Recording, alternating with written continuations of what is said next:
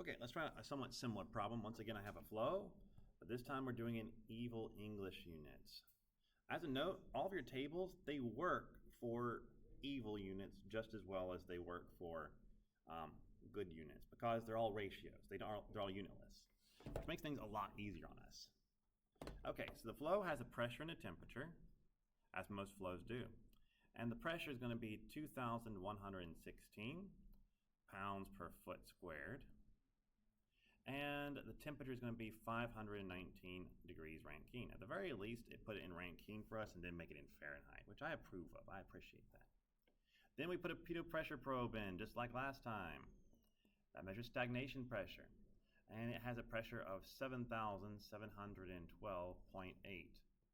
pounds per foot squared. Woo. So what is the velocity of this flow? We're going to calculate everything else just like last time. So we want the velocity when it's compressible. We want the velocity using Bernoulli again. And we want to find the percent error between these two values. So that's what we're trying to figure out here. Okay. So first question is it supersonic or is it subsonic? I mean, it really doesn't matter. You still need to find this out regardless, but it's a good question to ask. And so how do we do that? Well, we realize that the second pressure we got from the stagnation pressure, from the pitot pressure probe, is the stagnation pressure.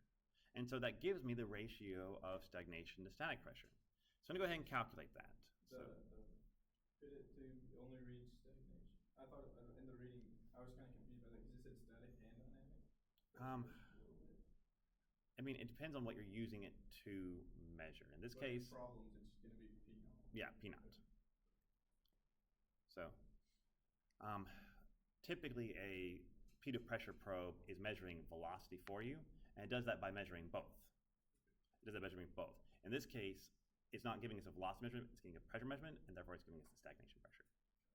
But I get your confusion there. Okay, so I have this ratio, which is going to be 7,712, let's see here, 0.8 on the top, and on the bottom it's going to be 2,116. They have the same units, I'm just leaving the units off. And this is a ratio of 3.645. Now, if you remember from the last problem, we learned that m is equal to 1 when P naught over P is equal to 1.893. So we are most definitely in this problem supersonic. Okay, last time we were subsonic, but we were still high subsonic. This time we are supersonic, so we're going to be above that because this one right here is more than that guy. Okay, now what is our exact Mach number? I don't know. How are we going to find out? We'll go to the tables because that's how we do things. So let's jump to the tables and see if we can find that 3.645. Usually your book is kind and it makes it perfect. So I'm just believing that's going to be good for us. Okay, so 3.645, if only that was in here. Let's see. I know it's supposed to be, so I'm guessing it is.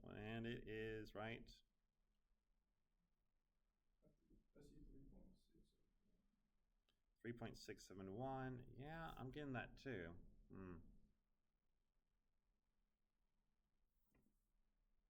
But this is for isentropic flow. We're now going supersonic. My bad. We're in supersonic. This is why we had to go over here. And we're now in the normal shock tables. So we'll be in table B. Here we go. This is what we needed. Woo! Okay. Now, with that, I go down here. I'm going to find Mach number. Here's my P naught over P. Yep. And if I go all the way down here, I find 3.645 is at 1.56. Now, we need to talk about this and explain why we went to the second table. So we're going to go back to our problem here. Just know that it has a Mach number of 1.56. Okay, so P naught 2 over P is equal to 3.645. Therefore, my Mach number is equal to 1.56. Because we're not asking the whole supersonic versus subsonic question for no reason. For example, this pitot pressure probe, if it's in a flow and it is going supersonic, there's a shock wave. Like there's a shock wave in front of this pitot pressure probe. So the pressure I measured over here is static, but the pressure I measured here is after a shock wave. I have passed through a shock wave. So this is no longer the same flow, more or less. This is flow 1, this is flow 2. And the reason I can't use my isotropic flow tables anymore is because this is no longer an isotropic flow. It ceased to be isentropic when I'm trying to measure these two things or compare these two pressures when I cross that boundary, okay? And so this is no longer the same flow. I now have a flow after the shock wave, and so this is P naught 2 is measuring over here. It's the stagnation pressure of the flow after a shock wave. And so what I'm actually measuring is not P naught 1 over P1 like I was in the last one, which was subsonic. I'm measuring P naught 2 over P1. So that's the big thing here. That's what we have to figure out if it's supersonic or not, because we have to know which table to go to. But we're doing all of this to find our Mach number, because with our Mach number we can find our velocity, because everything else still works out the same as the last problem. Okay, so remember our Mach number is equal to our velocity over the speed of sound. I really want to say the area every single time, my goodness. And our speed of sound is equal to the square root of gamma RT. So we know the temperature, and we know, let's see here, gamma and R. So yeah, we're doing good here. So let's plug it all in. As note, R is not 287, it is going to be 1716 because we are in English evil units, and that is foot-pounds per slug degree Rankine, which is horrible to behold, but it actually works out fine so that we don't have to do any conversions inside of this. So thank goodness for that. So I have 1.4, that one is a ratio, it does not change. The 1716, I'm leaving off my units just to save some space. And then finally my temperature, which is 519 degrees Rankine. If you're asking what temperature should I use, the temperature before or after the shock, the answer is before, because I'm asking what the velocity of the flow was before I hit this shock wave. Like how fast is the flow moving, not how fast is the flow that's going into my P pressure probe moving. And so from this I get the speed of sound is going to be equal to 1,116.62 feet per second. Okay, that's my speed of sound though. Now I'm going to find my velocity. So my velocity is equal to the Mach number times the speed of sound, which is equal to 1.56 times 1,116.62 feet per second. That's going to be equal to a velocity of 1,741.93 feet per second. And this is the correct velocity. Okay, this one is correct because it's taking into account compressibility effects, which our Bernoulli's equation is not going to. Now let's figure out what the velocity would be if I did it according to Bernoulli's. And remember, last time we were high subsonic, 0.8. This time we are supersonic, and so as we go further and further away from where we are truly incompressible, the air is going to start jumping up quite dramatically. So the equation we get to get the velocity for a Bernoulli's is V is equal to the square root of 2 times my stagnation pressure minus my static pressure all over the density. And we already know this is an error because there's a shock wave, so my stagnation pressure is going to be very different. Yeah, that's just a P naught 2.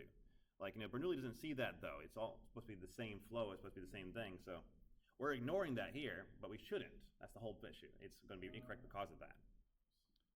So it's going to struggle bus here.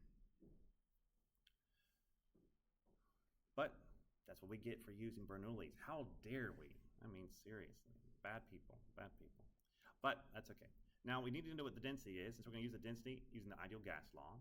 So, P equals rho RT, or density is equal to my static pressure over my ideal gas constant, or my specific gas constant times the temperature, which is going to be equal to 2,116 pounds per foot squared, all over 1716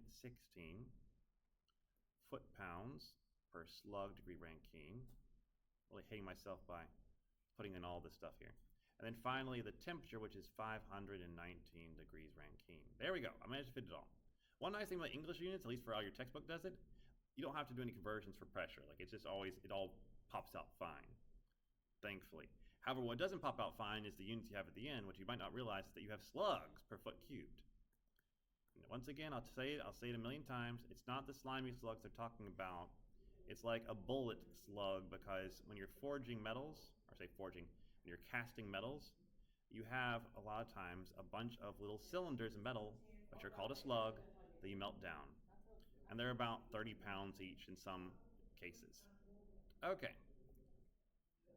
so I have my density right there. And so I'm going to plug all this into my equation. So my velocity is going to be equal to the square root of 2 times the stagnation pressure I measured, though it is after a shock wave, so this is not incorrect anymore.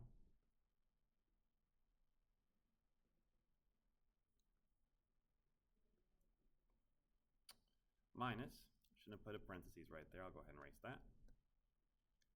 There we go. The initial pressure, which is 2,116 pound force per foot squared. Okay. All over my density, which is 0.00238 slugs per foot squared. Okay. And when I do that, I get a velocity that is 2,172.29 feet per second. And we can see that that is wildly different than my correct compressible answer.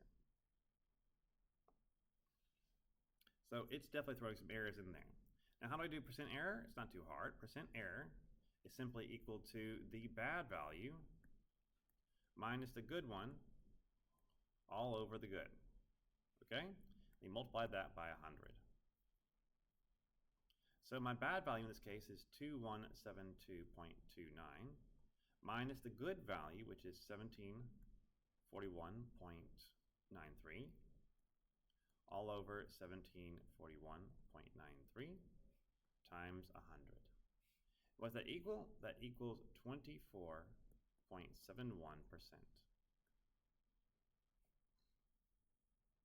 And there we have it. It works out pretty well.